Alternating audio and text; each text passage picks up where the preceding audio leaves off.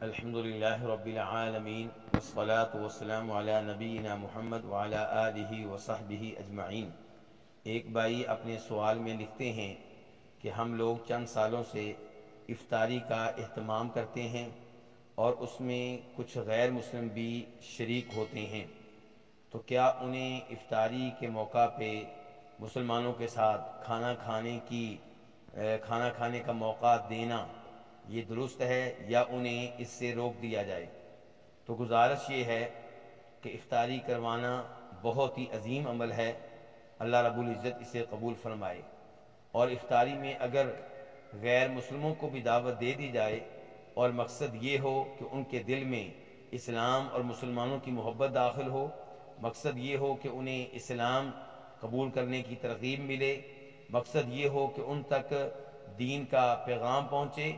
تو اس میں کوئی حرج نہیں ہے، بلکہ بہت ہی اچھی بات ہے، بہت ہی عمدہ بات ہے، اس پہ بھی انشاءاللہ اجر و ثواب ملے گا۔ اور اس کے ساتھ ساتھ اگر نیت یہ ہے کہ یہ کھانا ہماری طرف سے ان غیر مسلموں کے لیے تحفہ ہوگا، ہدیہ ہوگا، تو اس میں بھی کوئی حرج نہیں ہے، کیونکہ نبی علیہ الصلوۃ والسلام ان غیر مسلموں کو تحائف دیا کرتے تھے، لیا کرتے تھے، جن کے ساتھ لڑائی نہیں ہو رہی ہوتی تھی، جو مسلمانوں پہ براہ راست ظلم و ستم نہیں کر رہے ہوتے تھے۔ تو اس لیے غیر مسلموں کو اگر آپ دعوت اس لیے دیتے ہیں کہ وہ مسلمانوں کے قریب ہوں گے،